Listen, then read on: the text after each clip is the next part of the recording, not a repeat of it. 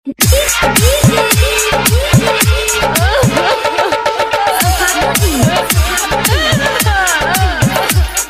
Director DJ Ram जतन। आई छले मटकोर ओकर सुख गेले ठोर रे, आँख सा झर झर बहे सबके लोर रे। हंसने बजे छै आब उ केकरो से, हंसने बजे छै आब उ केकरो से। कल हो जैते विदाई हमरा बहिन के, कल हो जैते विदाई हमरा बहिन के। छले मटकोर ओकर सुख गेले ठोर रे, आँख सा झर झर बहे सबके लोर रे। हंसने बजे छै आब उ केकरो से, हंसने बजे छै आब उ केकरो से।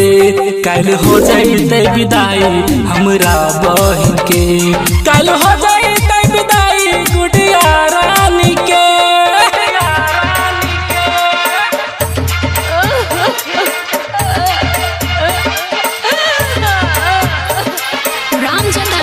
Recording studio Janakpur Dham Nepal. Mobile number 98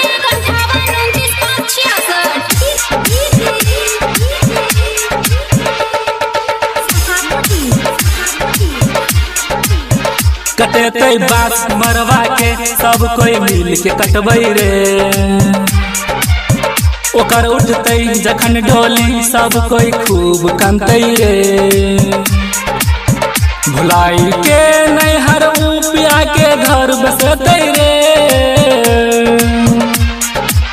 बेटी धन होई छै सबके दोसरा, छोड़ का सबके चल जेते ससुरा। हंसने बजे छै आब उ केकरो से, हंसने बजे छै आब उ केकरो से। कल हो जैते विदाई हमरा बहिन के, कल हो जैते विदाई हमरा बहिन के।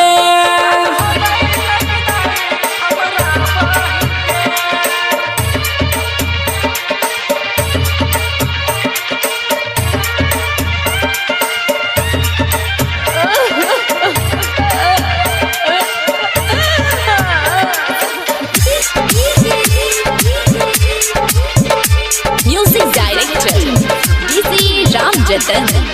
सुना काका सुनै काकी कोना क भूल पे भी गे।